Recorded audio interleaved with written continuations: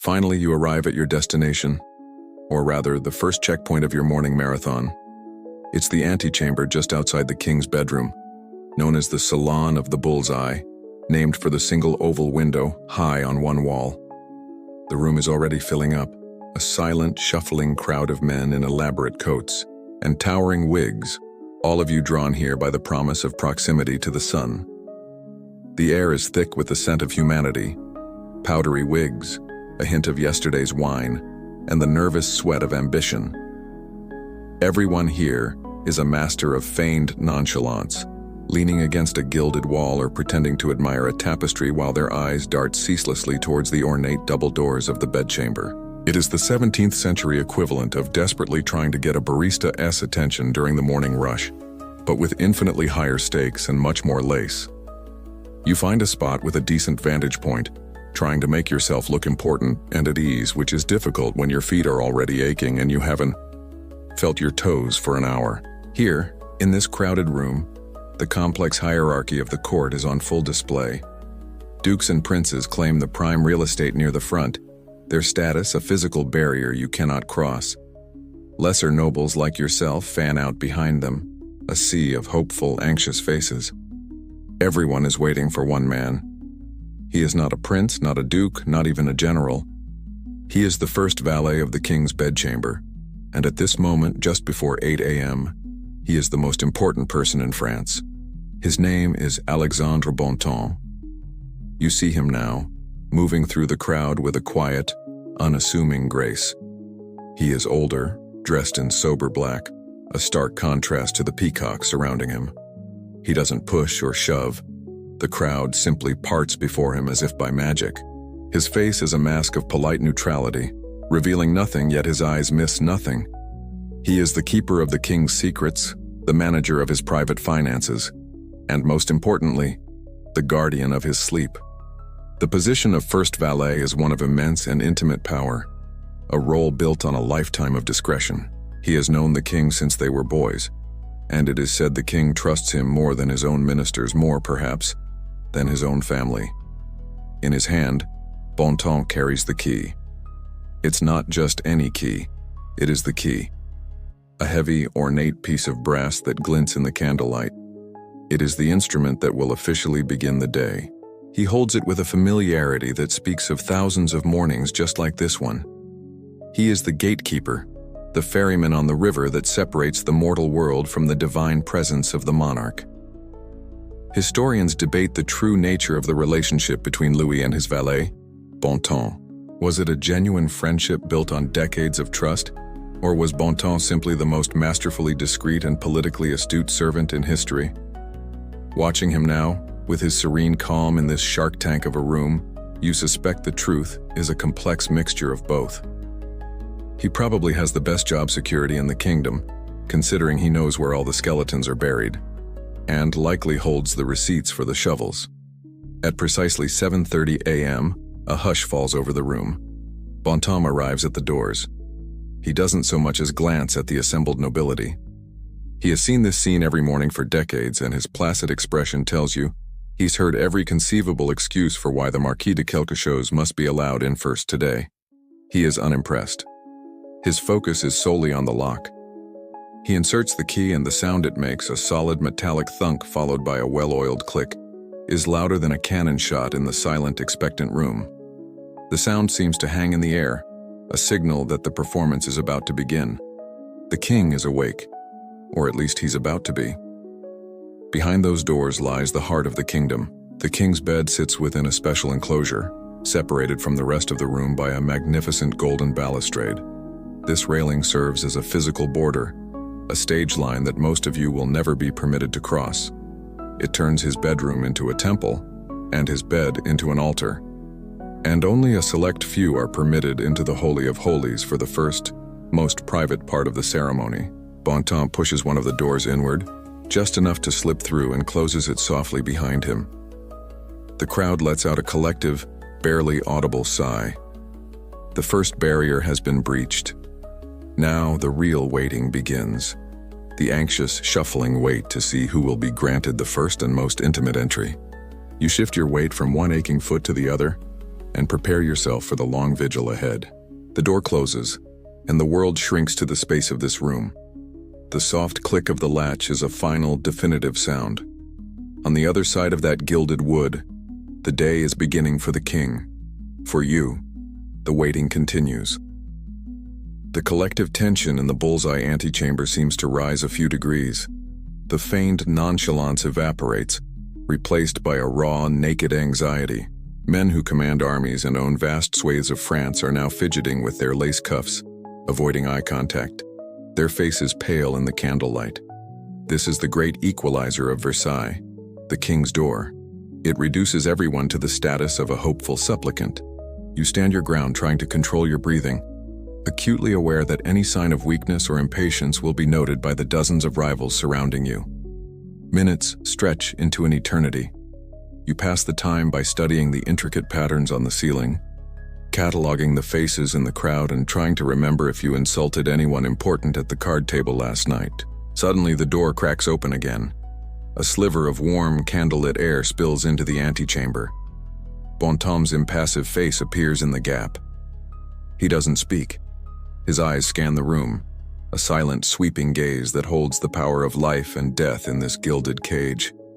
He makes eye contact with a portly man near the front, the king's brother, Monsieur. A slight nod.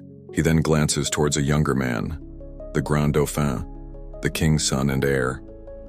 Another nod. A few other figures, the king's immediate grandsons and a niece, are summoned with the same subtle gesture. This is the entrée familière, the family entrance. It is the most exclusive ticket in the kingdom. You watch as this handful of the most powerful people in France detaches itself from the crowd. The collective envy that follows them is so thick you could practically swim in it. The glares could probably curdle milk from 50 paces. They slip through the door one by one, like disciples entering a sacred grotto. As the last one passes, the door clicks shut again, plunging the antechamber back into its purgatory of waiting. This whole process is the world's most stressful VIP list, where being left behind the velvet rope doesn't just ruin your night, it could derail your entire political future. Now you can only imagine what they are seeing. The scene inside is one of quiet, domestic ceremony. The king is still in his enormous bed, a fortress of silk and damask so large it has its own architectural presence. Bontemps and the other valets have just drawn back the heavy brocade curtains that enclose it, revealing the monarch. He's not the sun king of portraits and parades just yet. He's a man in his late 60s, propped against a mountain of pillows, wearing a simple linen nightshirt and a cap to cover his bald head. This is the king as few ever see him, stripped of his towering wig and diamond-buckled shoes. He might offer a quiet, "Bonjour, mon frère," to his brother, or a nod to his son. What do you even say in that situation? Sleep well, Your Majesty? Did you dream of conquering new lands, or just that you'd finally get a moment of peace and quiet? The pressure must be immense. This is the designated time for family. His brother might whisper some court gossip. His son might ask after his health. But even here, in this supposedly intimate moment, every word is weighed, every gesture calculated. Historians have long debated the emotional reality of these family moments. Were they genuine expressions of familial affection? Or was every good morning son a calculated political performance even at this private stage? The truth is likely that the line between the personal and the political had been completely erased for these people. The king was never just a father or a brother. He was always France. It was not uncommon for him to begin conducting state business from this very spot. A minister could be summoned to the balustrade to discuss troop movements, while the king was still sipping his morning broth, a fascinatingly quirky tidbit that demonstrates how his bed was as much a throne as the silver one in the Hall of Mirrors. Back in the antechamber, the mood has shifted. The first cut has been made. Those who remain are now silently recalibrating. The fact that the Duke of so-and-so's son wasn't called in with the family is noted. The fact that the king's cousin from a minor branch of the family was given the nod is filed away. It's all information, currency in the complex economy of royal favor. You stand, you wait, and you watch, feeling the cold seep back into your bones. The brief excitement has passed, and now the dull, grinding patience of the professional courtier takes over once more. After another 10 minutes of suspended animation in the antechamber, a new set of figures approaches the door. You recognize them immediately. They are the medical corps, the king's first physician, his first surgeon, and the royal apothecary. Dressed in severe academic black, they look less like healers and more like a tribunal arriving to pass judgment. Bontemps opens the door for them without ceremony. Theirs is an automatic, non-negotiable entry. The health of the king is the health of France, and these men are its solemn, bewigged guardians. They disappear inside and the door clicks shut once more. Now the gossip begins in earnest, though only in the quietest of whispers. Is the king well? Did he sleep poorly? Does that new twitch in the finance minister SI mean he knows something you don't at? A royal headache could topple a duke. A bout of indigestion could start a war.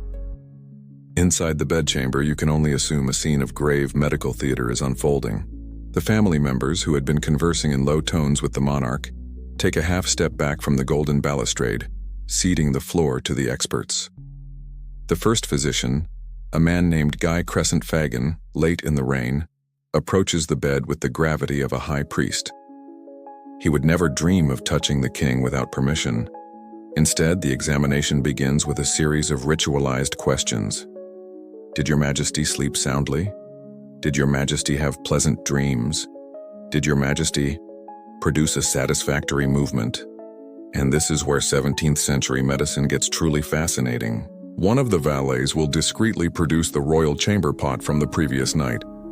The physician examines its contents with the intense focus of a diamond merchant inspecting a flawless gem. This was the primary diagnostic tool of the era, a direct window into the state of the royal humors. You have to wonder what the official medical chart looked like. Prognosis: a bit regal with a chance of regret following last night's 7th course of roasted pheasant. The surgeon, meanwhile, might be allowed to feel the king's pulse or perhaps glance at his tongue. The whole process is a far cry from a stethoscope and an MRI machine. The king's medical history is, in fact, one of the most meticulously documented in history, a daily journal. The Journal de la Santé du Roi was kept for decades, recording every cough, every complaint, every purge. And the purges, they were constant. This was the golden age of bleeding and enemas. It was considered the height of preventative care to regularly flush the system. If your doctor's first suggestion for any ailment, from a headache to a hangnail, is a vigorous laxative, it might be time to get a second opinion. But for the Sun King, this was routine. It's a quirky, if unsettling, tidbit that he was subjected to thousands of enemas in his lifetime, sometimes with peculiar ingredients like wine or milk, administered by his apothecary. Historians and medical experts still debate whether the constant aggressive treatments Louis XIV endured, the bleedings, the purges, ultimately helped him survive to the ripe old age of 76 by some bizarre fluke, or if he lived so long in spite of his doctor's best efforts. He certainly survived some serious conditions, most notably a nasty anal fistula in 1686. The royal surgeon, Charles-François Félix, spent months practicing the innovative and terrifying surgery required to fix it on commoners from the prisons of Paris before he dared touch the king. Talk about a high-pressure, royally funded internship. After the examination is complete, the physician delivers his verdict in a low, serious tone, audible only to the king and his immediate family. It's usually a non-committal murmur. His Majesty's humors appear to be in balance, or we shall recommend a light broth for the midday meal. It's vague enough to mean anything, protecting the doctor from blame if the king suddenly feels unwell later. With a series of deep bows, the medical team retreats from the bedside. Their official duties for the morning are complete. Their departure signals that the king is deemed fit to face his public, and that the next stage of the ceremony, the actual business of getting him out of bed, can finally begin.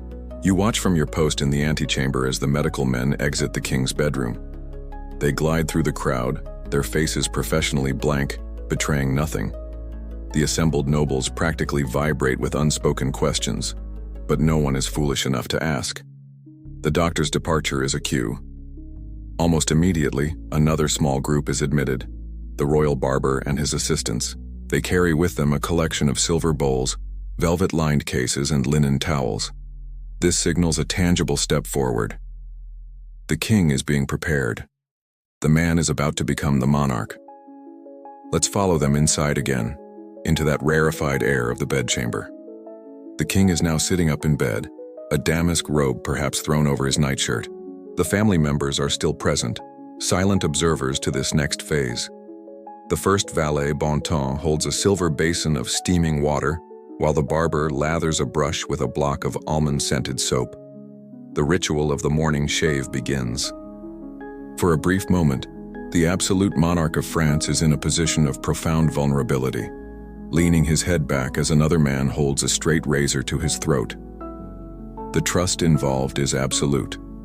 One slip, one unsteady hand, and the history of Europe could change in an instant. The pressure on the barber must have been astronomical. One wrong move and it's not just a bad shave, it's a one-way trip to the Bastille. A little nick there, Your Majesty. My deepest apologies. Please don't have my family exiled. The scrape of the blade against the royal skin is one of the few sounds in the room. When the shave is complete, a valet dabs the king's face with a cloth soaked in rosewater. Now the most crucial part of the king's transformation begins: the wig. It's a well-known fact that Louis XIV began losing his hair in his late teens, a source of great personal anxiety for the young king. His solution was to adopt the wig or peruke, and with the sheer force of his royal will, he turned what was once a simple cover-up into the single most potent symbol of status, power, and fashion in Europe for the next century. Everyone who was anyone wore a wig, and the bigger and more elaborate, the better. Here's a quirky detail, though. The king was so sensitive about his baldness that almost no one ever saw his uncovered head. He took it to an extreme that's hard to fathom today. He even had a short, light wig he wore to bed. Upon waking, before Bontemps even dared to open the bed curtains for the entrée familière, he would pass a slightly more presentable morning wig to the king, who would quickly swap it for his nightcap in the privacy of his curtained bed. He was more committed to his wig than most people are to their New Year's resolutions. It was the 17th century version of never being caught without your photo filter. So now, the barber presents the first proper wig of the day. It's not the grand, cascading affair he will wear for mass or to greet ambassadors. This is a shorter, less formal wig, but still impeccably made of real human hair, curled and powdered to perfection.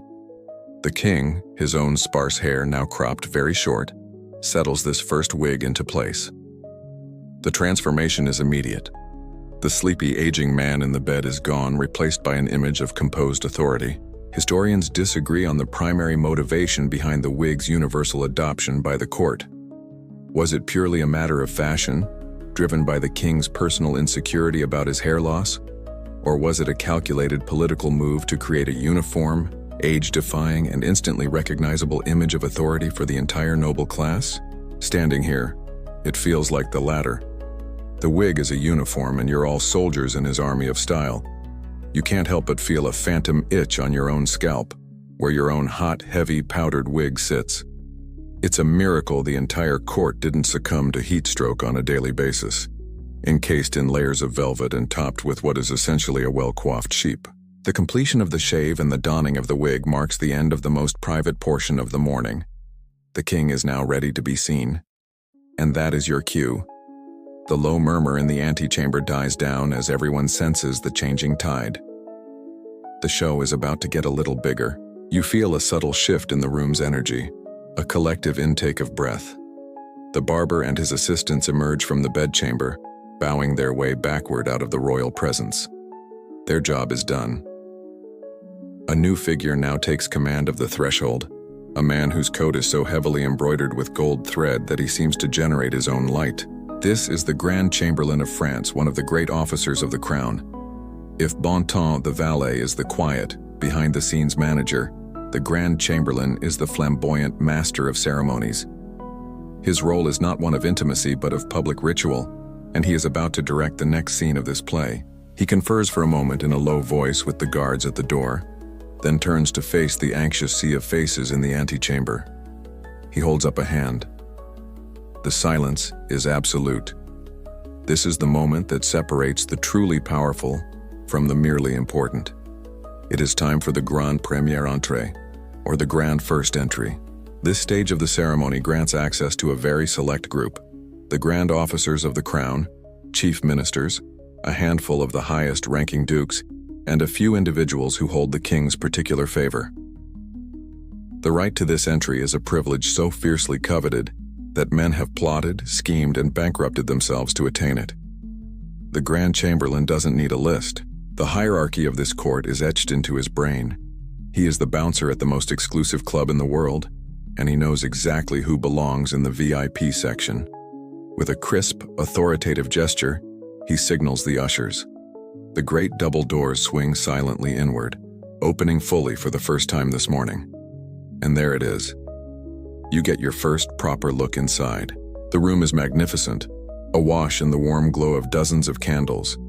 You can see the famous golden balustrade gleaming, and behind it, the king himself, sitting on the edge of his bed in his robe and mourning wig. The members of his family stand nearby like statues. The scene is perfectly composed, a living painting.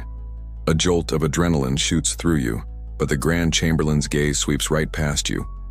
He makes eye contact with the Prince de Condé, then with the Minister of War. He gives a subtle, beckoning nod. One by one, about 24 men detach themselves from the front of the crowd and proceed in a slow, dignified procession into the bedchamber. You watch them go, a parade of the kingdom's elite. It is the 17th century version of watching the first-class passengers stroll onto the plane while you're still waiting in the economy line with 200 other people. The feeling of being left out is a physical presence, a cold spot in the pit of your stomach. You recognize the faces, of course. There's the man who commands the king's armies, the one who manages the kingdom's finances, and the duke whose family has been at the center of French power for 500 years. Each one who passes is a reminder of the ladder you are still trying to climb. It's a quirky and defining feature of this court that the Duc de Saint-Simon, whose memoirs provide us with so many of these vivid details, wrote with undisguised glee about the day he was finally granted the privilege of this première entrée. It was to him a more significant achievement than winning a battle. People would have traded a kidney for the privilege of being in that room right now, just to be able to say they were there. It remains a subject of scholarly debate just how rigidly these lists of entrees were maintained.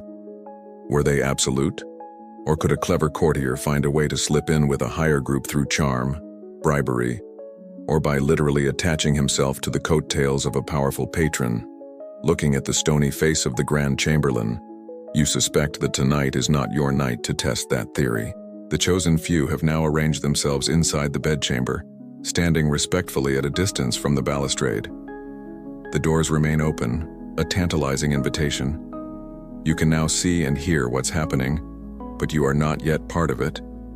You're at the party, but you're still stuck in the hallway, close enough to see the fun but too far away to join in. Now that you can see into the bedchamber, the experience of waiting changes.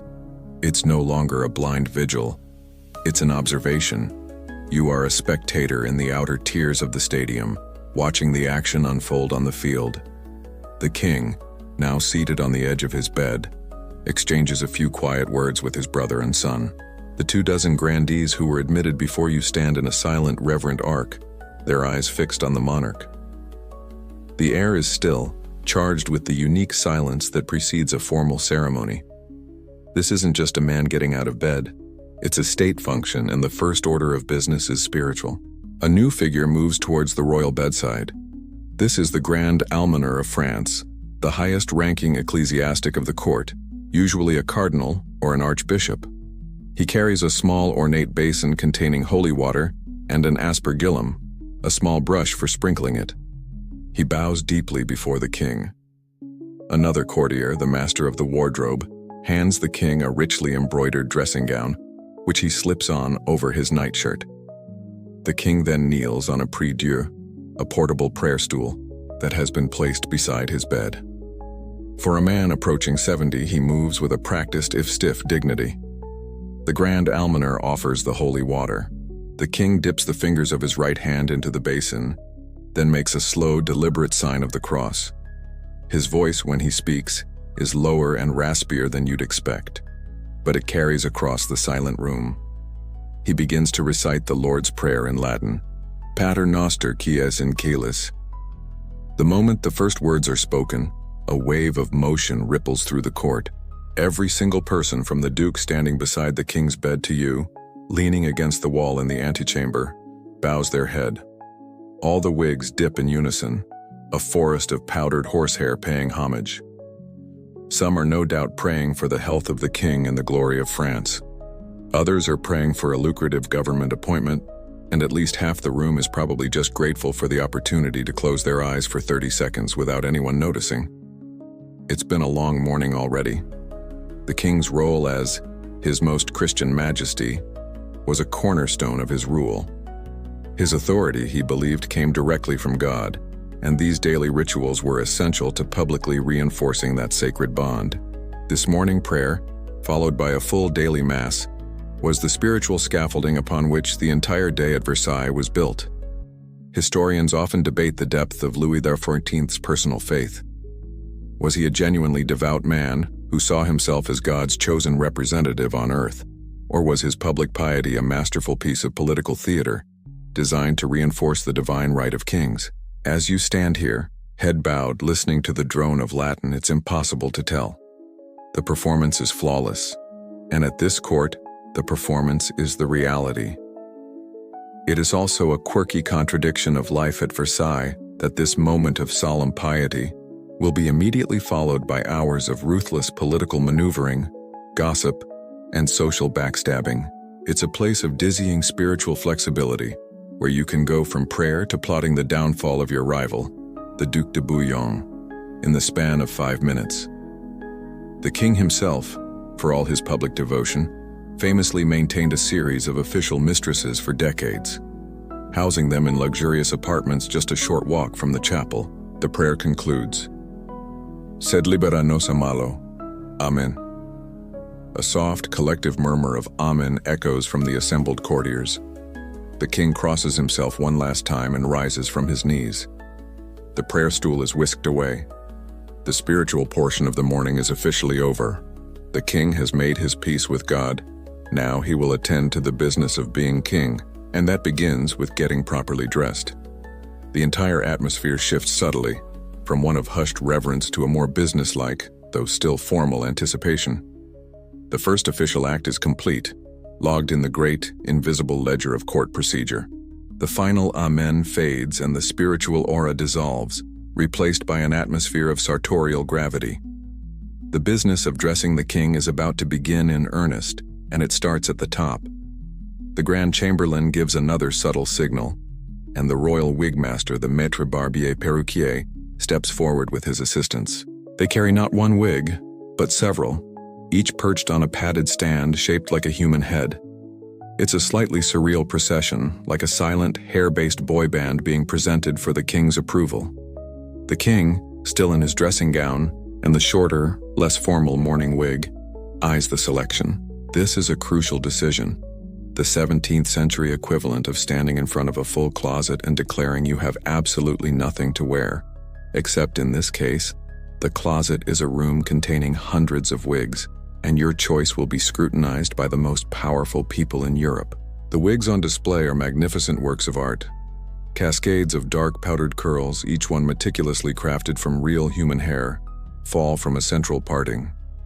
Some are black, some are a more sober dark brown, their styles subtly different. One might be slightly more voluminous, suitable for a military review, while another might be more restrained, better for a quiet afternoon of paperwork. You watch from the antechamber, fascinated. This is a level of detail you can appreciate. The king points a finger at a particularly grand specimen, a classic, full-bottom wig with 2 prominent peaks of curls framing the face, and a torrent of hair flowing down over the shoulders and back. An assistant reverently lifts the chosen piece from its stand and brings it to the valet. Now a moment of carefully managed privacy occurs. The valet holds up a small, handheld screen or perhaps a cloak, briefly obscuring the king's head from view. Behind this shield, Louis swiftly removes the simple morning wig and settles the grander day wig onto his head. The screen is lowered. The transformation is stunning. The man who was just kneeling in prayer has now fully assumed the iconic, leonine silhouette of the Sun King. These wigs were the ultimate status symbol, and for good reason. A single one could cost a fortune, more than an artisan might earn in an entire year. The finest hair was sourced from the villages of Northern Europe, and an army of craftsmen was required to weave, curl, and maintain the king's vast collection. Historians and fashion experts still argue about the precise symbolism of the different wig styles Louis XIV favored. Were the towering wigs of his middle reign a projection of absolute unshakable power? And did the slightly smaller, darker wigs of his later years reflect a more sober, pious self-image? Or was he simply following the general fashion trends that he himself had set? A quirky detail is the powder that gives the wigs their characteristic matte, grayish finish. It was essentially a high-end flower, a finely milled starch scented with pleasant things like orange blossom or lavender. It was the 17th century's greatest multi-purpose product. It set the curls, gave a distinguished color, and, most importantly, helped to cover up any number of odors emanating from a hairpiece that was almost never washed, worn by a person who bathed infrequently at best. Imagine spending the price of a small house on a hairpiece that you have to regularly dust with scented flour. It's the world's most high-maintenance and least delicious sourdough starter. From your vantage point, the king's choice is immediately analyzed by everyone. It's a dark wig today, a serious one. This might mean a long council meeting. Or perhaps he intends to deliver a stern judgment in some legal case. Everything is a sign, a symbol to be decoded. You subtly touch your own wig, suddenly feeling that its curls are not quite as crisp as they should be.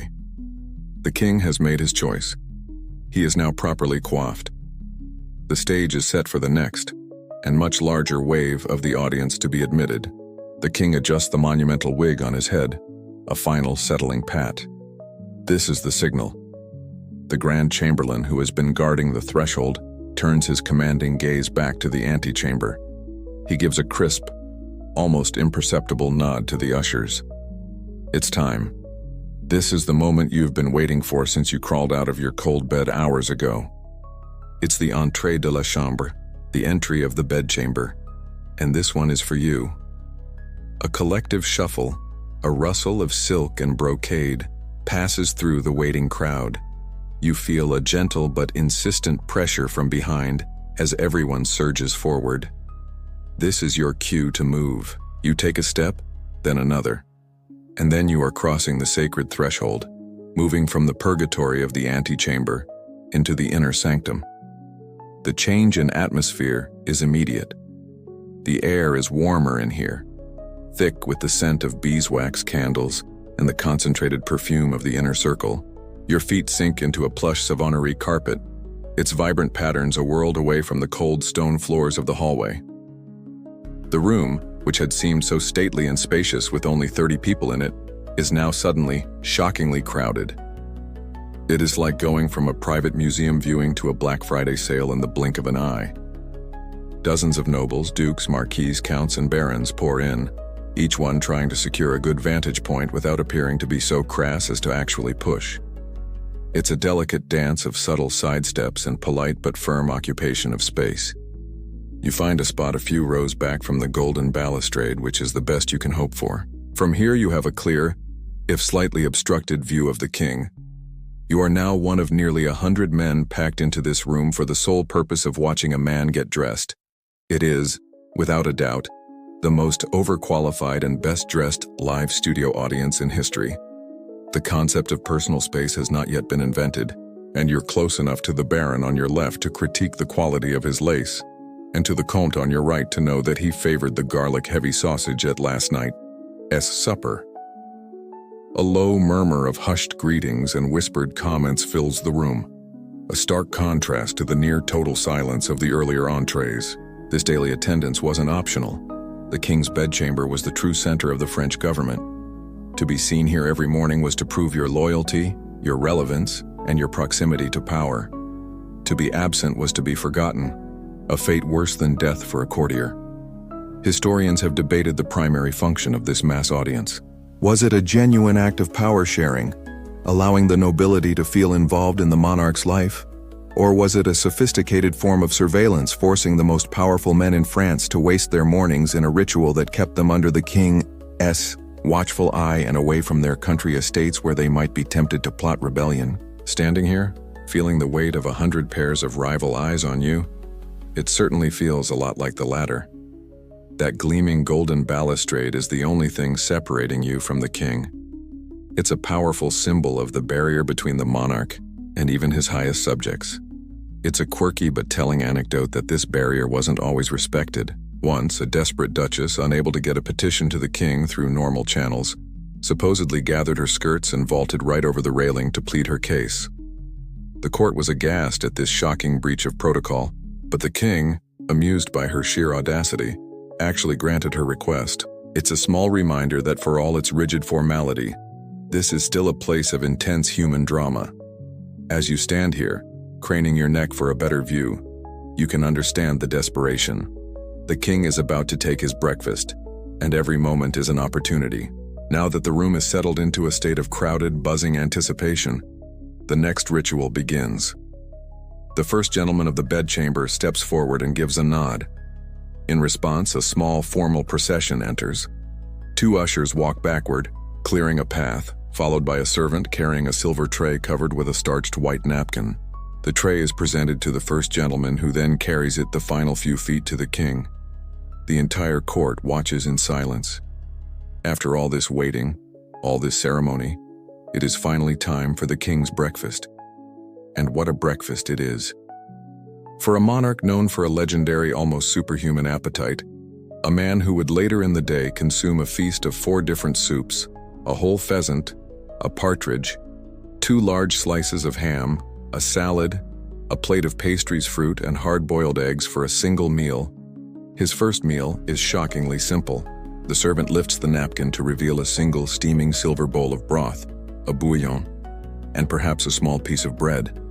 That's it.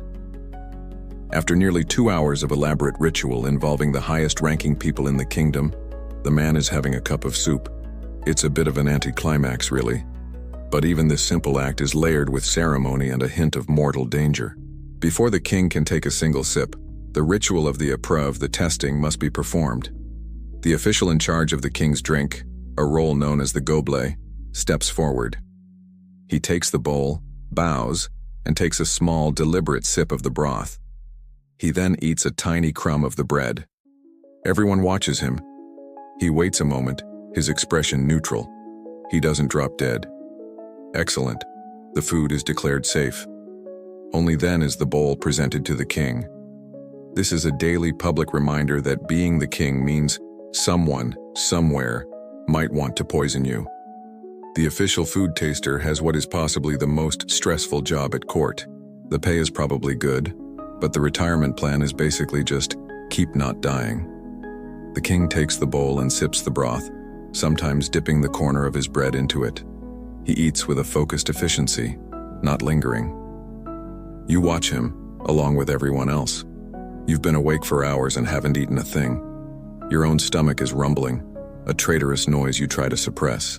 The warm, savory smell of the chicken broth wafts through the room, a minor form of torture for the hungry audience. The king's famously robust digestive system was a source of awe at court. The Duc de Saint-Simon wrote admiringly of the monarch's ability to consume astounding quantities of food, a quirky tidbit that shows how even the king's metabolism was considered an attribute of the state. He was essentially doing intermittent fasting before it was trendy, a light broth to start the day, followed by a caloric intake that could probably sustain a small family for a week. Historians and nutritionists have long debated the nature of the king's diet. Was his ability to consume vast quantities of rich food a sign of a uniquely robust constitution? Or did this extreme diet contribute to the many health problems, like debilitating gout and a mouthful of terrible teeth, that plagued his later years?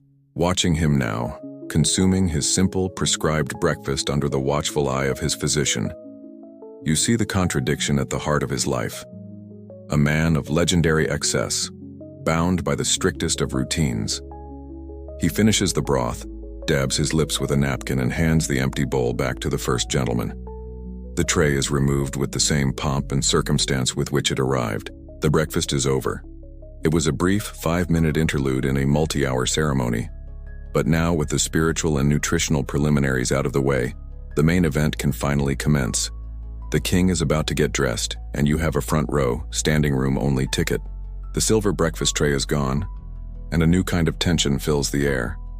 This is the moment everyone has truly been waiting for.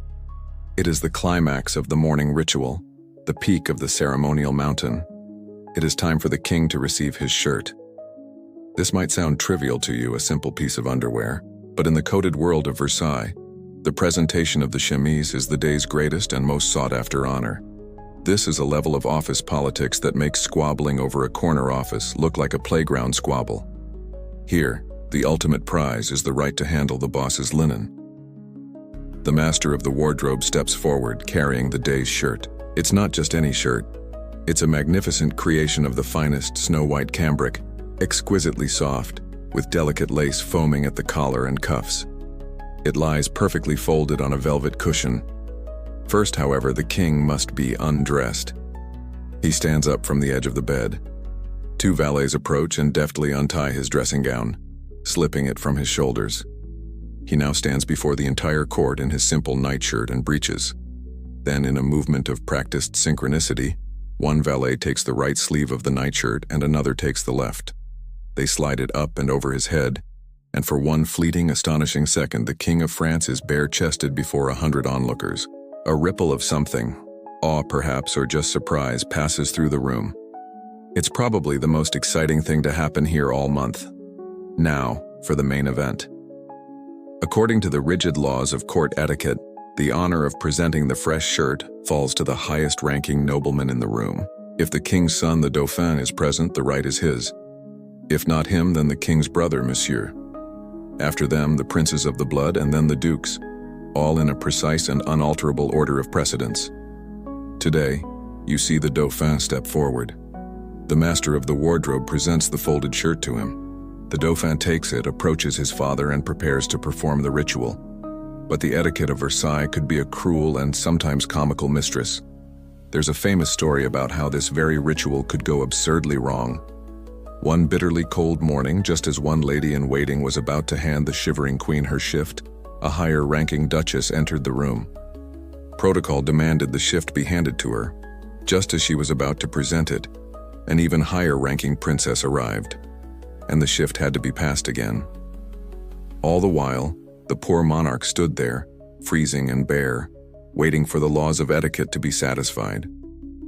It's the world's most formal game of hot potato, and if you drop the shirt, you might as well just pack your bags and move to Poland. Today, thankfully, there are no such interruptions. The Dauphin, holding the right sleeve, and the first valet, Bontemps, holding the left, approach the king. Together, in a movement as choreographed as a ballet, they guide the king's arms into his clean shirt for the day. It is a moment of symbolic intimacy, a public display of filial duty and loyal service. It's a point of contention among historians just how much political maneuvering went into securing this honor on any given day. Did nobles actively plot to ensure a higher-ranking rival was conveniently delayed by a sudden carriage problem? Or was the process as straightforward as the rigid rules of etiquette would suggest? Watching the subtle, triumphant gleam in the Dauphin's eye, you suspect a little bit of tactical scheming was always part of the game. With the shirt now on, the valet smooth it down and tuck it into his breeches. The peak of the ceremony is over. The king is now properly shirted. The collective tension in the room eases, and the low buzz of conversation resumes. The greatest prize of the morning has been awarded. For the rest of the dressing, the honors will be smaller, the rituals less freighted with meaning. But you have just witnessed the heart of the lever, a simple linen shirt transformed into a scepter of royal favor. With the drama of the shirt now concluded, the pace of the ceremony seems to relax, just a fraction. The king, resplendent in his fresh cambric, is now ready for the next layer. The Grand Master of the Wardrobe, a duke of impeccable standing, steps forward. His role is to oversee the entirety of the king's clothing, a position of immense power and, more importantly, immense daily access. He presents the day's breeches or culottes. They are laid out for the king's inspection, a beautiful pair of silk breeches in a deep sapphire blue, intricately embroidered at the knee with gold thread. If the shirt ceremony was the majestic peak, putting on the breeches is the slightly awkward, shuffling descent. There is simply no truly elegant way to put on a pair of pants. even if you are the living embodiment of the French state. It's a strangely humanizing moment, like watching a magnificent lion momentarily struggle to get a piece of gazelle out of its teeth. The king sits back down on the edge of the bed as two valets kneel before him. They deftly remove the simple breeches he slept in and prepare to ease the new pair on. Imagine your own company, CEO, insisting that the entire management team watch him get dressed every morning. It would be a catastrophe of memos and HR complaints. Here, it's just 8:30 a.m. on a Tuesday. The valets are masters of their craft, making the process as smooth as possible. One holds the waistband while the other guides the king's foot through a leg opening, but even they cannot entirely disguise the brief, undignified moment of hoisting and settling the garment into place. The fashion of the day demanded an extremely snug fit. These are the 17th century equivalent of skinny jeans designed to flatter the leg and showcase a well-muscled thigh and a shapely calf which were considered the height of masculine appeal. This required a certain amount of maneuvering. You watch as the king does a subtle little wiggle to get the silk settled just right. Historians disagree about the king's personal feelings towards this relentless public performance. Was he a man who genuinely enjoyed being the center of this elaborate, adoring universe, a daily affirmation of his own quasi-divine importance?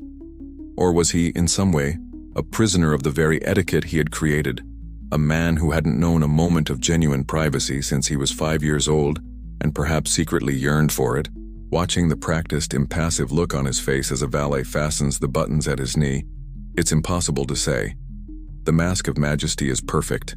While the honor is nowhere near as great as that of the shirt, every person involved in this process is still playing a vital role. The Grand Master of the Wardrobe, who presented the breeches, will spend the rest of the day glowing with the reflected light of his proximity to the royal person. Even the valet kneeling on the floor, securing a ribbon at the king's knee, is being observed by everyone. His deftness, his calm, his focus, all are noted. A clumsy valet wouldn't last a week. Every role in this theater, no matter how small, must be performed with absolute perfection. Now, with the breeches securely on and fastened, the king's lower half is properly attired for the day. The simple, functional night garment has been replaced by the official uniform of power. The deep blue of the silk provides a rich base for the finery that is still to come. The slightly awkward moment has passed, and the king once again looks effortlessly composed. The machine of the lever continues to churn, moving from one stage to the next with the unstoppable, predictable rhythm of one of the king's many clocks. Next come the stockings, another opportunity to admire the royal leg. With the breeches now settled, the king's lower half is about halfway to being fully dressed. The valets, still kneeling at the royal feet, now turn their attention to the next crucial layer, the stockings. This is another moment that seems minor, yet is loaded with the symbolism of wealth and status. A valet brings forward the day's hose on a silver tray. They are a pair of magnificent silk stockings, knitted with an impossibly fine gauge in a shade of white that is almost luminous. They look less like clothing and more like something spun from moonlight. In an age before synthetic fibers, silk was the undisputed king of textiles, and a pair of finely knitted silk stockings was an item of incredible luxury. They were astronomically expensive, a clear and unambiguous signal that the wearer was a member of the elite. For a nobleman, a well-turned calf showcased in a perfectly fitted silk stocking was as vital to his overall presentation as a grand wig or a jeweled sword hilt. It is as if the entire upper half of the male body was just an elaborate frame for the main exhibition happening from the knee down. You watch as a valet takes one of the stockings. He gathers the delicate fabric in his hands with the care of someone handling a priceless manuscript. Then with a practiced, gentle touch, he encases the king in his foot and begins the delicate process of drawing the stocking up the royal leg. It's a slow, careful movement designed to smooth the fabric perfectly against the skin, eliminating any unseemly wrinkles or bagging. It's a surprisingly intimate task, performed with a completely impersonal mechanical focus. We even now reach the stage of the morning where one man is putting another man's socks on, a strange fusion of a valet's mundane duty and the highest state ceremony. It's like being knighted but with a shoehorn. Historians and sociologists debate the significance of the male leg in 17th century fashion and portraiture. Was this intense focus on a shapely, well-defined calf a celebration of masculine athletic prowess, hinting at skill in riding, fencing, and dancing? Or was it a more complex signifier of aristocratic leisure? A visual cue that this was the leg of a man who never had to perform manual labor. A leg unsullied by work and perfected by refined courtly pursuits? As the valet smooths the white silk over the Sun King's famous dancer's calf, the answer seems to be both. The valet's hands must be perfectly steady. A sudden snag, a pulled thread, would be a minor disaster, ruining an object that cost a small fortune. This man likely has a steadier hand than the royal surgeon. He finishes with the first leg, the silk clinging like a second skin, and repeats the exact same process on the other. The color of stockings could also carry meaning. While white or black were common, bolder colors were also used. Scarlet stockings, for instance, had a long association with royalty and the highest echelons of the church, a quirky nod back to the purple boots of Roman emperors. The king's choice of pristine white today speaks of a certain classical purity and elegance. You look down at your own stockings, likely made of a more serviceable and less glamorous wool, and can't help but feel a little drab in comparison. It's just another of the 1,000 tiny ways this place reminds you of the vast, unbridgeable chasm that separates you from the man on the other side of the balustrade. The stockings are now on, perfectly smooth, reaching up over the king's knees. The foundation of the day's legwear is now complete, awaiting the final securing touches. Now that the stockings are smoothed into pristine, wrinkle-free perfection, they must be secured. In the absence of modern elastic, this task falls to the garter. But, as with everything else in this room, the purely functional is elevated to the level of high art. A valet presents a pair of garters on a velvet pillow. They are not simple straps, but ribbons of sapphire blue velvet to match the breeches, and where they fasten, there are small, glittering diamond buckles. Even the humble act of holding up one's stockings is an opportunity for a casual display of unimaginable wealth. A valet kneels and fastens one just below each of the king's knees, the diamonds glinting as they catch the candlelight. It's an inspiring commitment to being fabulous at all times. With the stockings held firmly in place, another, far more significant ribbon is brought forward. This is the cordon bleu, the iconic sky blue sash of the Order of the Holy Spirit. This was the most prestigious and exclusive chivalric order in all of France, and the king was its sovereign and grand master. Membership was the ultimate prize for the highest-ranking Catholic nobility, a public mark of supreme royal favor. To wear the cordon bleu was to be one of the chosen few. The sash itself is a wide, shimmering ribbon of pale blue moire silk, a color that seems to capture the essence of a clear morning sky. The master of the order, a prince of the blood, reverently takes the sash and drapes it over the king's right shoulder so that it crosses his chest diagonally, a vibrant slash of color against the snowy white of his shirt. At his left hip, where the sash rests, hangs the order's insignia, the Cross of the Holy Spirit, a magnificent piece of jewelry in its own right. It is a gold Maltese cross enameled in white, with a silver dove descending at its center. This isn't just an accessory, it's a profound statement of power, piety, and prestige. It's the 17th century equivalent of wearing your platinum-level corporate ID. If your corporation was the Kingdom of France and your CEO was God's chosen representative. It's a quirky and delightful accident of history that this symbol of aristocratic might gave us a term for excellence in the kitchen. The Knights of the Holy Spirit were renowned for the magnificence of their formal dinners. Their banquets were so lavish and the food so exquisitely prepared that their order became synonymous with the highest standards of gastronomy. Over time, any meal of exceptional quality came to be known as a repas de cordon bleu, and a chef capable of such feats was a cordon bleu chef. So, the highest honor in French cooking is named after a club of noblemen who were exceptionally good at throwing dinner parties. In a way, it's the most perfectly French thing imaginable. Historians continue to explore the dual nature of these chivalric orders under Louis XIV.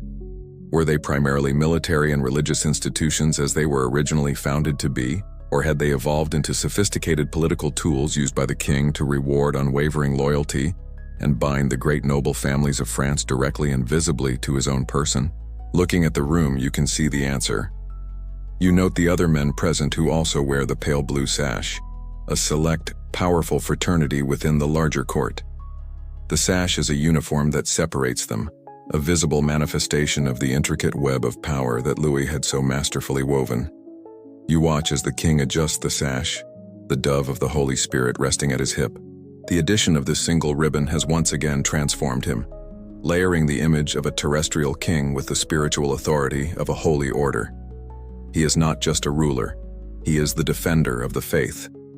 The dressing continues, but the core of the king's symbolic identity for the day is now in place. The king is now ready for his shoes. His lower body is a masterpiece of layered textiles, silk breeches, silk stockings, velvet garters, and the silken sash of a holy order. The final element at ground level must be equally magnificent. A valet, the official porte-soulier or shoe-bearer, comes forward. He carries a single pair of shoes on a velvet cushion with the reverence a priest would afford a holy relic. And in the world of Versailles, these aren't far off. The shoes are presented to the king, who gives a slight nod of approval. He sits, and the valet kneels before him. The shoes themselves are emblematic of the era's high fashion. They are made of fine, polished black leather with a squared-off toe. But their two most striking features are the enormous, glittering diamond buckles that adorn the top, and, most famously, the heels. The heels are a good 2 inches high, and lacquered in a brilliant, unmistakable shade of crimson. These are the famous talons rouges, the red heels that were the exclusive signature of the highest echelons of the French court. Louis XIV made the red heel the ultimate status symbol. It was a fashion statement that declared, in the clearest possible terms, that the wearer was a person of the court, someone who never had to sully his feet by walking through the mud and muck of the common world. For a time, the king even formally restricted the right to wear red heels to a specific list of nobles, making it a literal, wearable manifestation of royal favor. It was the 17th century's Christian Louboutin, but exclusively for men, and wearing a pair was like having a VIP pass permanently attached to your feet. The valet takes a shoehorn, likely carved from ivory, and gently eases the king's foot into the first shoe. It's a snug fit. It's a quirky, if unfortunate, historical footnote that for all the elegance of his footwear, the king suffered from notoriously bad feet. Decades of wearing fashionable but punishingly narrow shoes, combined with a lifelong passion for dancing, had left him with a collection of ailments, including gout, bunions, and painful corns. Those beautiful shoes, you realize, almost certainly concealed a world of discomfort, a fitting metaphor for the pressures of court life itself, where a glittering exterior often masked private pain. It is a debate among historians and fashion theorists whether the adoption of the high heel for men in this era was primarily a practical tool to add height and project a more commanding physical presence, or if it was more about aristocratic aesthetics. The heel served to arch the foot and throw the calf into more prominent relief, further emphasizing that part of the leg that fashion deemed so important. Given the Sun King's relatively average height and his obsession with both status and style, the answer is likely a bit of both. The valet fastens the diamond buckle, its facets scattering the candlelight in 1,000 tiny rainbows. He repeats the process with the other foot. The shoe ceremony is complete. The king now stands, and the effect is immediate. The heels lift him, adding to his stature, forcing him into a proud, imposing posture. He takes a single, deliberate step, testing his footing. He is now shod, anchored to the ground with jewels in the color of power. The lower half of the royal body is officially ready for the day. The valets and wardrobe masters now turn their attention upward, to the torso, which is still clad only in the fine cambric shirt and the sky blue sash. The final glorious layers of the ensemble are yet to come. The king is now fully grounded, standing tall in his red-heeled shoes. The dressing process moves upward, back to the torso. Before the final layers of coat and waistcoat can be added, a crucial element must be put in place. It is time to arm the king. This isn't a preparation for battle. It is a declaration of his very nature. The sword was the essential legally protected accessory of the nobleman, the physical symbol that separated him from the common man. For the king, it is the ultimate emblem of his authority as commander-in-chief, chief lawgiver, and the final arbiter of justice in his kingdom. The Grand Master of the Wardrobe, the man in charge of the royal closet, brings forth the day's sword and its belt. The weapon is not a heavy war-forged broadsword. It is a court sword, an épée de cour, a light and elegant rapier designed for the ballroom rather than the battlefield. Its primary purpose is to be beautiful. You catch a glimpse of the hilt as it is presented, a breathtaking piece of craftsmanship in gilded silver, intricately chased with floral patterns and perhaps set with a few discreet jewels. It has a weapon so ornate it would probably snap if you tried to use it to toast a marshmallow. It's the masculine equivalent of a clutch handbag, mostly useless for practical purposes, but an absolutely essential accessory. The sword is housed in a scabbard of fine leather, which is attached to a wide sword belt. The belt itself is a work of art, made of the same sapphire blue silk as the breeches, stiffened and embroidered with golden thread to match. The buckle is a heavy piece of carved gold. The Grand Master presents the belt to a high-ranking valet, who reverently approaches the king. He carefully threads the belt through the loops on the king's breeches and fastens the buckle at his waist. The sword comes to rest snugly at the king's left hip, its gilded hilt a brilliant slash of gold against the white of his shirt. This act of girding the king with his sword is a potent piece of theater. It's a reminder to everyone in the room that for all the ballet and high fashion, this is the ruler of the most formidable army in Europe. It's a subtle but unmistakable message that under the perfumed silk lies cold, hard steel. It certainly adds a certain gravity to office politics when everyone in the room is armed. You can imagine it might speed up budget meetings considerably. Louis XIV certainly cultivated this image of himself as a warrior king.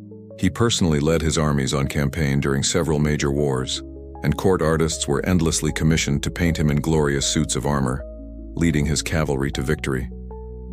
Historians have often debated the true nature of Louis XIV's military prowess. Was he a genuinely gifted strategist and battlefield commander, as his meticulously crafted propaganda proclaimed, or was he more of a powerful figurehead, skillfully managed by brilliant generals like the Prince de Condé and the Viscount de Turenne, whose victories he then claimed as a reflection of his own royal glory?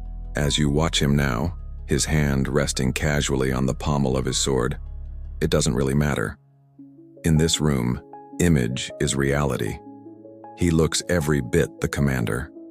The addition of the sword completes a crucial stage of his transformation.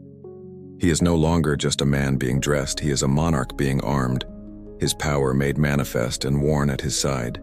The foundation is now set for the final, magnificent outer layers that will complete the iconic image of the Sun King. And now for the grand finale of the main dressing. The king stands armed and ready, a canvas of white shirt and blue breeches awaiting the final glorious layers of color and texture. The Grand Master of the Wardrobe steps forward once more, this time with the help of an assistant. They carry two garments. First comes the waistcoat, or vest. It's a long-sleeved garment, almost as long as a coat itself, crafted from a rich gold brocade that provides a stunning contrast to the sapphire blue of the breeches. The valets help the king guide his arms through the sleeves, settling it over his shirt and the cordon bleu sash. It hangs open for now, a shimmering inner layer. Then comes the main event, the garment that defines the era and the man, the juste au corps. This is the magnificent knee-length outer coat that Louis XIV popularized, transforming it from its military origins into the universal uniform of the European aristocracy. The coat they bring forward today is a masterpiece. It is made of the same heavy sapphire blue silk velvet as the breeches, creating a unified, harmonious suit.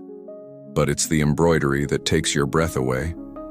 Swirls of impossibly intricate gold thread work cover the cuffs, the pocket flaps, and run down the entire front of the coat.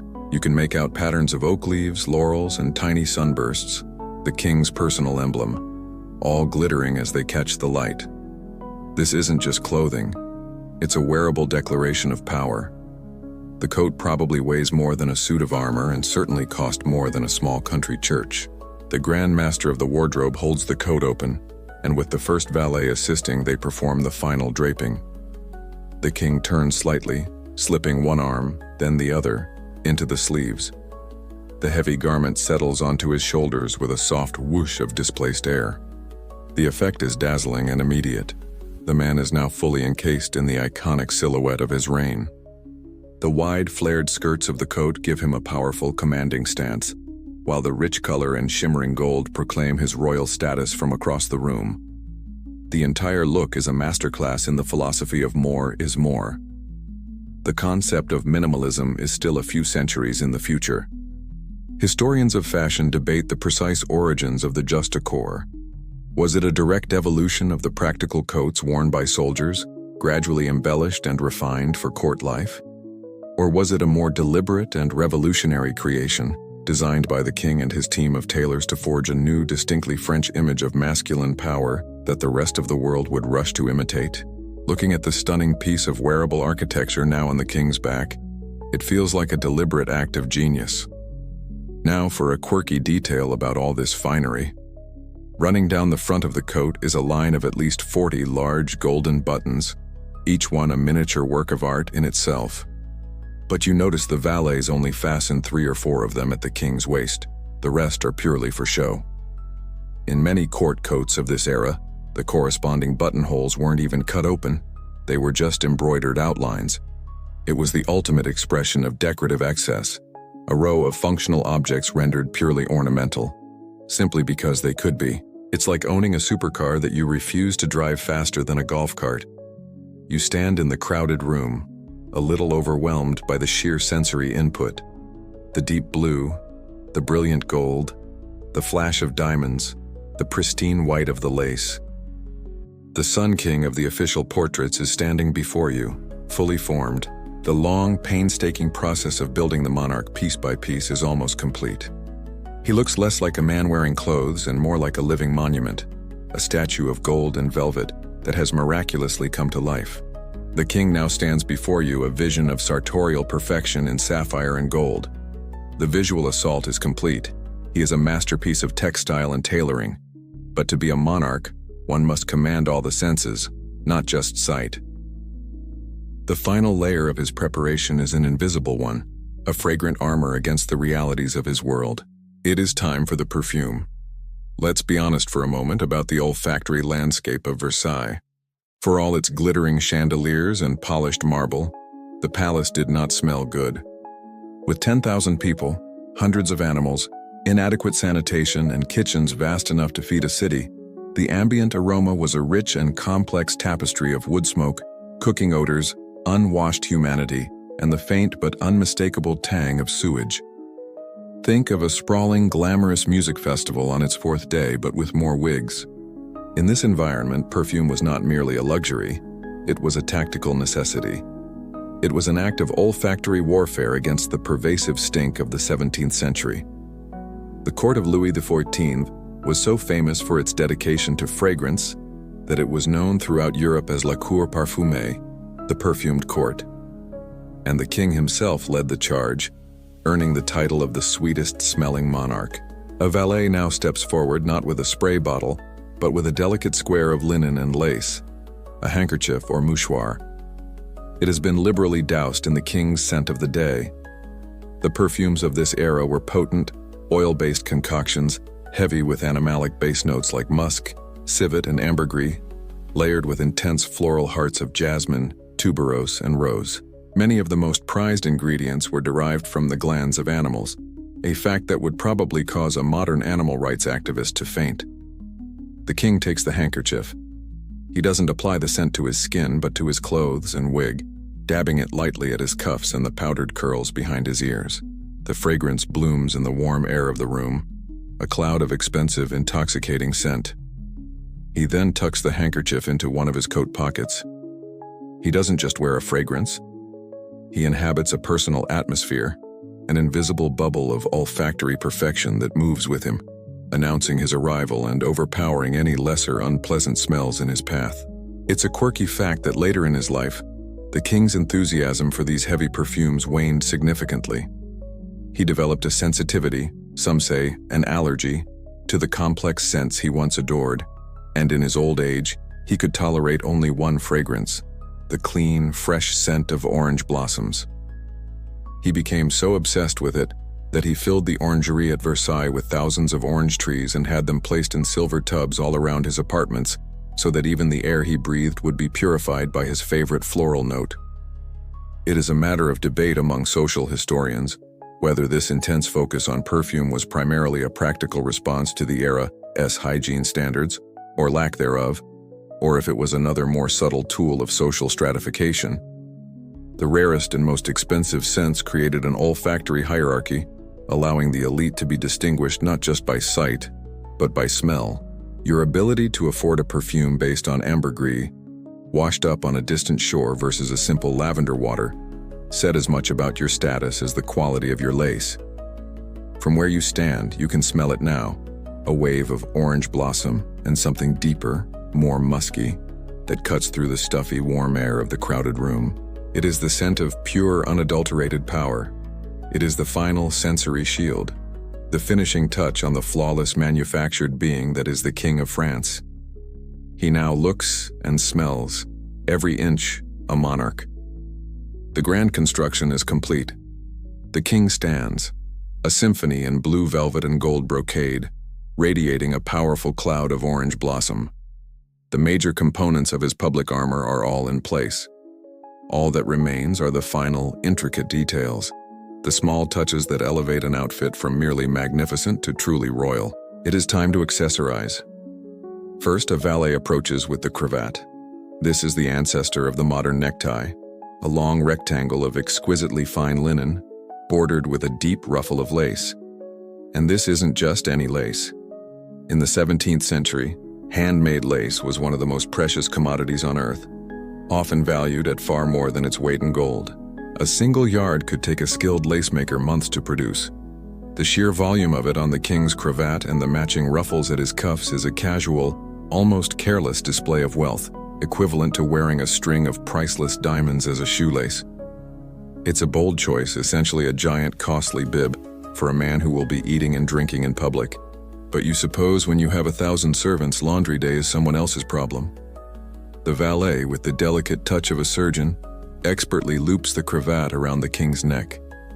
He ties it in a soft, elegant bow at the throat, allowing the lace-edged ends to cascade down the front of the waistcoat, a waterfall of white against the shimmering gold. The crisp white frames the king's face, drawing the eye and adding the final touch of formal softness to the severe, military cut of his coat. Next, another valet steps forward, presenting a small, gleaming object on a velvet cushion. It is the king's pocket watch. In an era when most people still told time by the sun or the village church bell, a personal, portable timepiece was a marvel of cutting-edge technology. It was the absolute pinnacle of scientific craftsmanship and a toy for the fabulously wealthy. The watch is a thick, round case of solid gold, its cover enameled with a miniature sunburst surrounded by tiny diamonds. The king takes the watch, its chain and fob, a short decorative ribbon already attached. He winds it with a small key, a ritual in itself, and then slips it into a dedicated pocket in his waistcoat, leaving the decorative fob dangling for all to see. It's the iPhone 17 of its day. Beautiful, impossibly advanced, and a clear signal of your status. Of course, it's a quirky truth that these early pocket watches were spectacularly inaccurate. Historians and horologists argue about when the pocket watch truly transitioned from a mere piece of jewelry to a reliable timekeeping device. At this point, it might easily lose 15 minutes in a single afternoon, but it doesn't matter. When you are the Sun King, everyone else is on your time, not the other way around. He is now almost finished. He has his lace, his personal fragrance, his high-tech gadget. He is a complete, perfectly curated image, a man who has been systematically assembled layer by layer before your very eyes. Each piece, from the diamond buckles on his shoes to the delicate watch ticking in his pocket, has been chosen to reinforce a single, overwhelming message of absolute power and infinite resources. The long, static ceremony of the dressing is drawing to a close. A new energy, a sense of impending movement begins to stir in the crowded, stuffy room. The end is near. The king is a complete and perfect construction, a living statue of power and wealth. But a gentleman does not leave his chambers without the final accoutrements of his rank. The long 2-hour process of dressing is about to conclude with the selection of the last few items he will need for his journey from the bedroom to the chapel. The master of the wardrobe, his job almost done, presents the day's hats. An assistant brings forward 2 or 3 options. These are not small, discreet hats.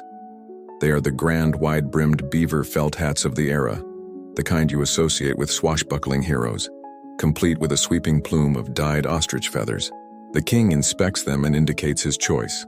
A deep black hat with a magnificent plume of sapphire blue feathers, perfectly complementing the color of his suit.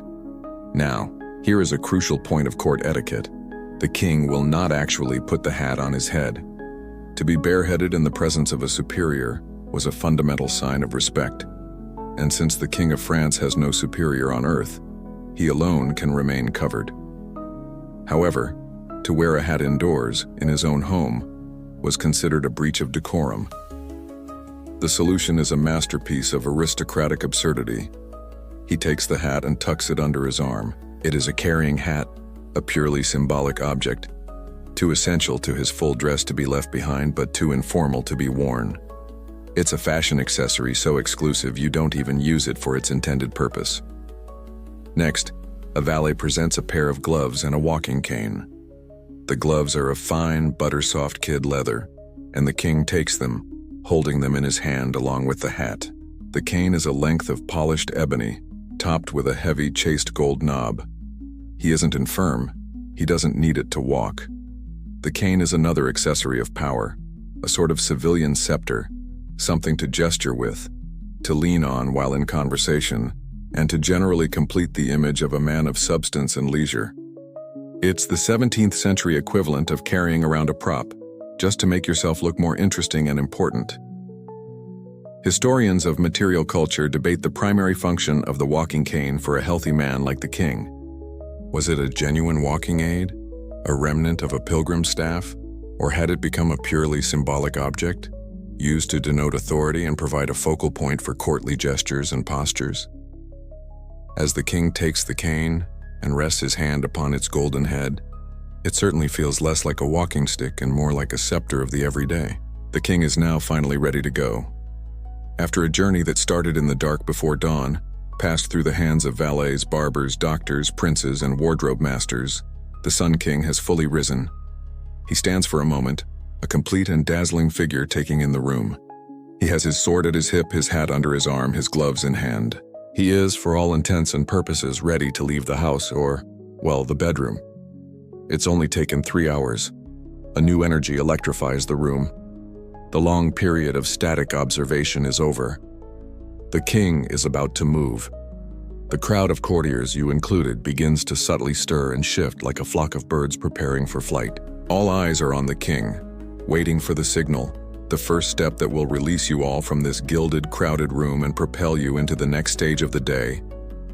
The great performance of the lever is over. Now, the procession is about to begin. The king turns. With a rustle of silk and a soft click of his red heels on the parquet floor, he takes his first step towards the door. The entire room holds its breath for a second, then exhales in a wave of motion. The sea of courtiers parts before him, creating a wide, clear path to the exit.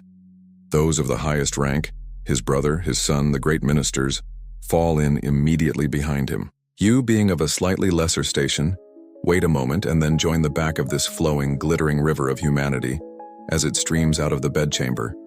You emerge back into the bullseye antechamber, the very room where you spent hours waiting in the cold darkness.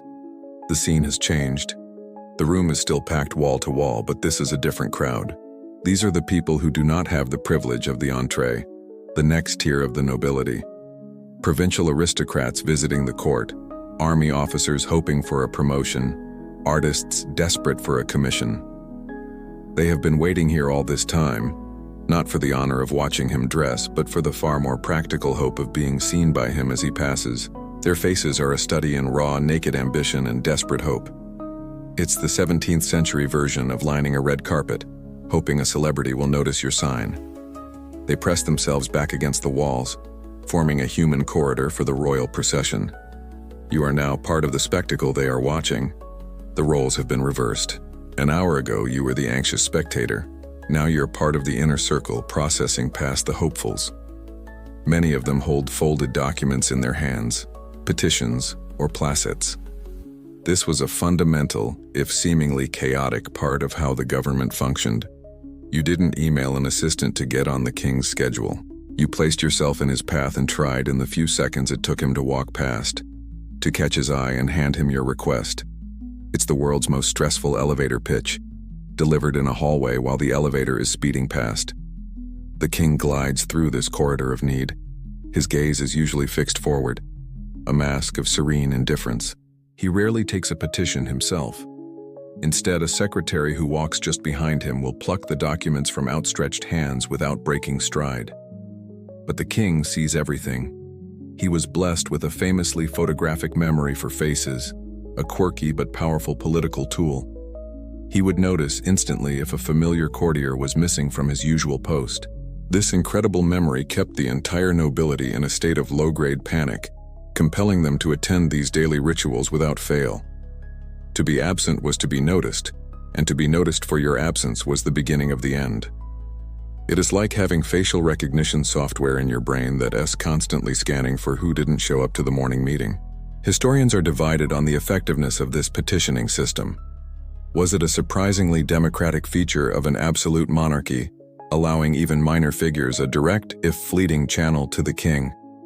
Or was it a cynical illusion of access, a clever piece of political theater designed to keep thousands of petitioners hopeful and dependent while the real decisions were made in private councils among a chosen few? As you walk in the king's wake, you see the faces of the petitioners after he has passed. A few are alight with triumph. The secretary took their paper. Most are crestfallen. Their chance for the day is gone. The human corridor dissolves behind your procession, the crowd swirling in a disappointed eddy. You feel a strange mix of pity and smug relief. You are on the right side of the moving line, for today at least. The great glittering procession continues its slow, majestic journey through the state apartments, its destination now clear, the daily mass in the palace chapel. You are now part of a great, glittering river of humanity, flowing in the wake of the king. The procession has left the antechamber and now enters the grandest suite of rooms in the entire palace, the state apartments. This is the ceremonial heart of Versailles, a series of 7 opulent salons, each named after a classical deity, leading to the throne room in the Salon of Apollo. You move at a slow, deliberate, shuffling pace, the collective sound of 1,000 heels on the polished parquet floor, a soft, rhythmic thunder.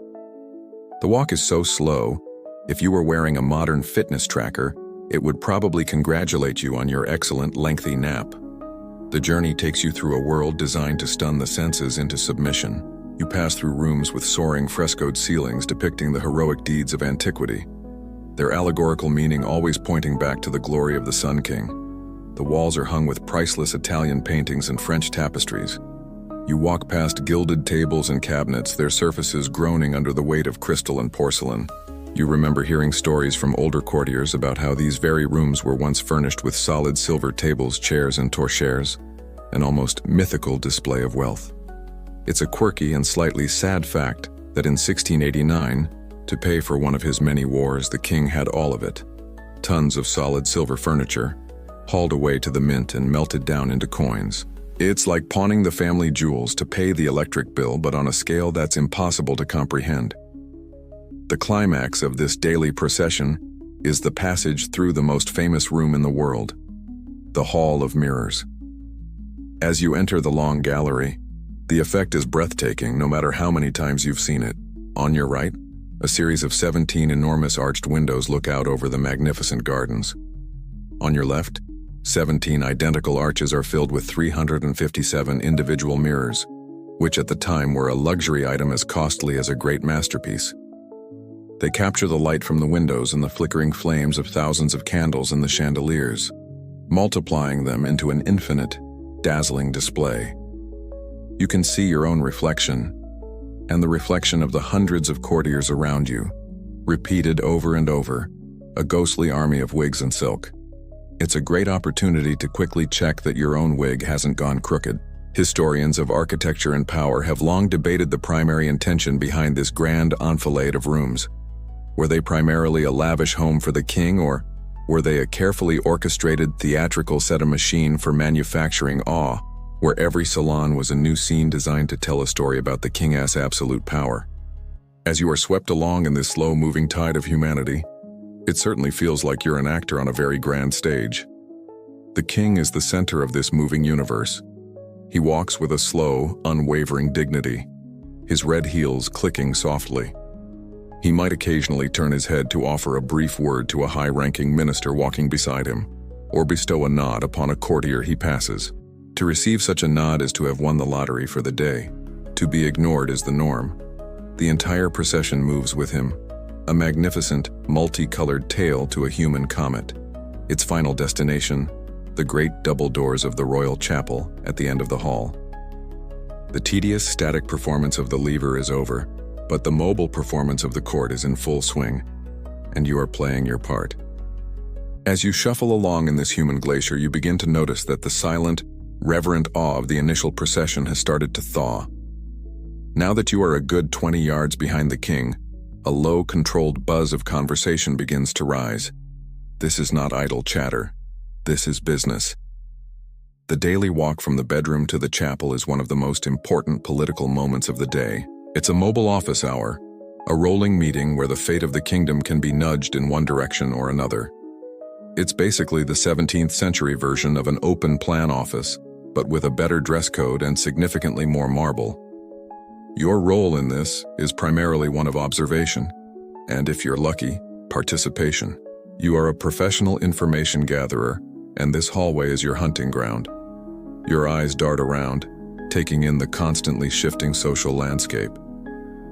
You see the Marquis de Louvois, the fearsome Minister of War, lean in to murmur something in the ear of a general, who nods grimly. Over by the windows, the Controller General of Finances is having a hushed, intense conversation with a wealthy court banker, their expressions carefully neutral.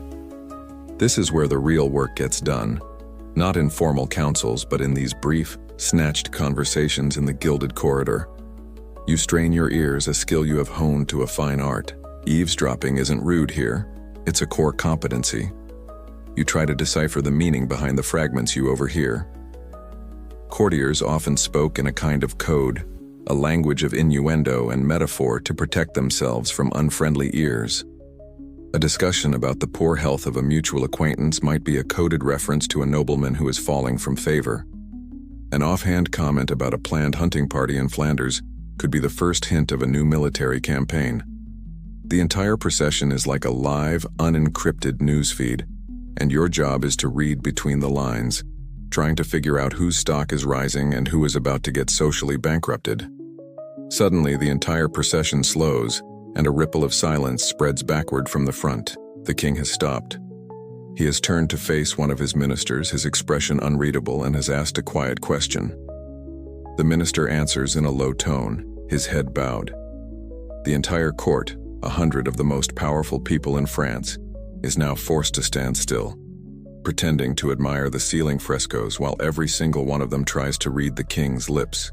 Imagine trying to deliver a sensitive quarterly report to your CEO during a fire drill, with the entire company watching. The pressure is immense. The king listens, gives a curt, non-committal nod, and then turns to resume walking. The river of people flows forward once more. The minister he spoke to is either pale with terror or flushed with triumph. It will be the talk of the court for the rest of the day. It is a topic of endless debate among historians how much actual governing was accomplished in these fleeting, on-the-move conversations. Were major policy decisions really being influenced by a 30-second whisper in the Hall of Mirrors? Or was this more about reinforcing existing plans and allowing the king to project an image of constant, hands-on management? You yourself might try to engage in a bit of this mobile networking, attempting to catch the eye of a powerful duke you're trying to cultivate as a patron. You offer him a witty, insightful comment on the new opera, loud enough for him to hear but not so loud as to be uncouth. He glances at you, gives a faint smile, and turns away. It's not much, but it's a start. The great doors of the royal chapel are now in sight, and the window for politics is closing. It is almost time for prayer once more. As you shuffle along in this human glacier, you begin to notice that the silent, reverent awe of the initial procession has started to thaw. Now that you are a good 20 yards behind the king, a low, controlled buzz of conversation begins to rise. This is not idle chatter. This is business. The daily walk from the bedroom to the chapel is one of the most important political moments of the day. It's a mobile office hour, a rolling meeting where the fate of the kingdom can be nudged in one direction or another.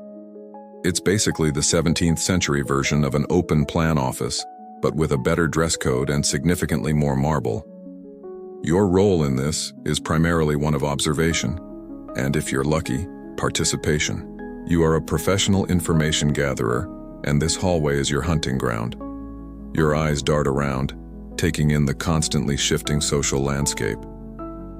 You see the Marquis de Louvois, the fearsome Minister of War, lean in to murmur something in the ear of a general, who nods grimly.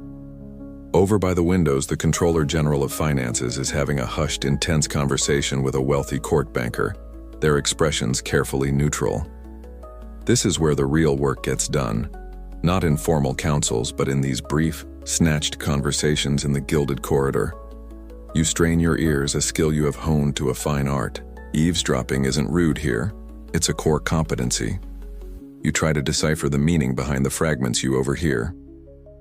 Courtiers often spoke in a kind of code, a language of innuendo and metaphor to protect themselves from unfriendly ears. A discussion about the poor health of a mutual acquaintance might be a coded reference to a nobleman who is falling from favor. An offhand comment about a planned hunting party in Flanders could be the first hint of a new military campaign. The entire procession is like a live, unencrypted newsfeed, and your job is to read between the lines, trying to figure out whose stock is rising and who is about to get socially bankrupted. Suddenly, the entire procession slows, and a ripple of silence spreads backward from the front. The king has stopped. He has turned to face one of his ministers, his expression unreadable, and has asked a quiet question. The minister answers in a low tone, his head bowed. The entire court, 100 of the most powerful people in France, is now forced to stand still, pretending to admire the ceiling frescoes while every single one of them tries to read the king's lips. Imagine trying to deliver a sensitive quarterly report to your CEO during a fire drill, with the entire company watching. The pressure is immense. The king listens, gives a curt, non-committal nod, and then turns to resume walking. The river of people flows forward once more. The minister he spoke to is either pale with terror or flushed with triumph. It will be the talk of the court for the rest of the day. It is a topic of endless debate among historians how much actual governing was accomplished in these fleeting, on-the-move conversations. Were major policy decisions really being influenced by a 30-second whisper in the Hall of Mirrors? Or was this more about reinforcing existing plans and allowing the king to project an image of constant, hands-on management? You yourself might try to engage in a bit of this mobile networking, attempting to catch the eye of a powerful duke you're trying to cultivate as a patron. You offer him a witty, insightful comment on the new opera, loud enough for him to hear but not so loud as to be uncouth. He glances at you, gives a faint smile, and turns away. It's not much, but it's a start. The great doors of the royal chapel are now in sight, and the window for politics is closing. It is almost time for prayer once more. The great procession has reached its destination, the royal chapel. As you find your designated place in the nave below, the king ascends to his private gallery overlooking the altar, the golden sunbursts of the ironwork gleaming. A temporary quiet settles over the court as you await the start of the service. In this brief, peaceful lull, let's allow our focus to drift away from the chapel, back through the Hall of Mirrors, back through the grand salons, back to the room where the entire day began, the king's bedchamber. The stage is now empty. The great actor and his enormous audience have departed. The sudden, profound silence is almost shocking in contrast to the crowded, rustling, whispering energy that filled the space just minutes ago. The room is a theater after the performance is over, littered with the quiet evidence of the morning's drama. The air, still warm and close, hangs heavy with the lingering scent of the king's orange blossom perfume. mingled with the faint waxy smell of extinguished candles and the ghostly aroma of 100 powdered wigs. On a small table sits the silver basin of now tepid shaving water. The empty head-shaped stands that once held the day's wigs look like lonely, forgotten sentinels. The king's discarded nightshirt lies in a heap of fine linen on a chair, and the bed, the great altar of the ceremony, is a ruin of tangled sheets and rumpled pillows, the deep indentation on the edge of the mattress the only remaining trace of the monarch's presence. It looks like the morning after a very strange, very formal party, and the cleanup crew is about to arrive. And right on cue, the door opens silently, and a new cast of characters enters. These are not the dukes and princes of the lever. These are the junior valets, the chambermaids, the garçons de la chambre, the invisible workforce that keeps the magnificent machine of Versailles running. Their movements are quiet, efficient, and completely devoid of ceremony. While the dressing of the king was a public spectacle, the cleaning of his room is a private, functional affair. They are the unseen stagehands, and their work is just as vital. Thousands of servants toiled at Versailles, a veritable army of cooks, cleaners, grooms, and guards who made the opulent lifestyle of the court possible. You can picture the head valet looking at the disheveled bed with a world-weary sigh. Complaining about the boss's messy habits is a tradition that transcends time and class. 2 valets approach the bed to remake it, and even this is a quirky ritual in itself. They work in tandem, one on each side, smoothing the sheets and plumping the pillows with a synchronized, practiced rhythm, adhering to a precise protocol for how the ermine-trimmed coverlets must be folded. Even with no one watching, the ceremony, in a small way, continues. Another servant gathers the discarded royal laundry, while another opens the tall windows to let the cool morning air finally chase the stuffiness from the room. It's a question that lingers for historians. What did these lower-ranking servants truly think of the grand performances they cleaned up after? Were they awed by the majesty of the king whose bed they made? Were they resentful of the staggering opulence that surrounded their own often meager existence? Or were they simply indifferent, their world focused on the practical, exhausting realities of their jobs? These are the people who really knew the secrets of the court. They saw the unsent letters, they knew who was truly ill and who was faking. They overheard the quiet arguments. They were the silent, all-seeing IT department of the French monarchy. In a few minutes their work will be done. The room will be pristine once more, the bed perfectly made, the air fresh, ready for the king's return hours later. The stage will be reset for the next performance, but for now it is a quiet, empty space, the eye of the storm in the chaotic, glittering world of the court. Back in the chapel, the organ begins to play, pulling your attention back to the present. The Mass is beginning. You stand as the choir's Latin chants fill the soaring, gilded space of the royal chapel. The air is cool and heavy with the sweet, heady scent of incense.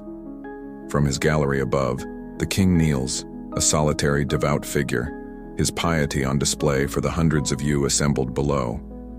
And as you go through the familiar motions of the Mass, the kneeling, the standing, the bowing of your head, a profound and wearying realization settles over you. This whole grand, exhausting, 3-hour performance of the lever, it wasn't the main event. It was just the opening act.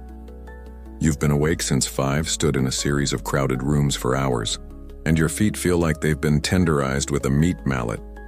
And the king's day, and by extension your own, has only just begun. After Mass, he will proceed to his council chamber to meet with his ministers and govern the kingdom. Then around 1 o'clock will come another public ritual, Le Grand Couvert, the public dinner. This is a spectacle almost as strange as the lever, where the king consumes a gargantuan multi-course meal in front of an audience of courtiers, and sometimes even ordinary tourists, who were allowed in to gawk at the monarch as if he were an exhibit in a zoo. You'll have the honor of standing and watching him eat. Not eating with him, just watching. It's the original celebrity mukbang. After dinner, there might be a walk in the gardens, another moving performance. The evening will bring a concert or a play or a grand ball in the Hall of Mirrors. Then hours of card games, where fortunes could be won and lost on a single hand. And after all that, the day will end as it began, with another public ceremony, the coucher, the king's ceremonial undressing, and retiring to bed, a mirror image of the morning's ritual.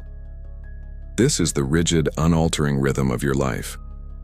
It is a life lived entirely for an audience, a relentless cycle of performance where every gesture is scrutinized and every word is weighed. It's like being a star in a reality show that runs 24 hours a day, 7 days a week, and never, ever gets canceled.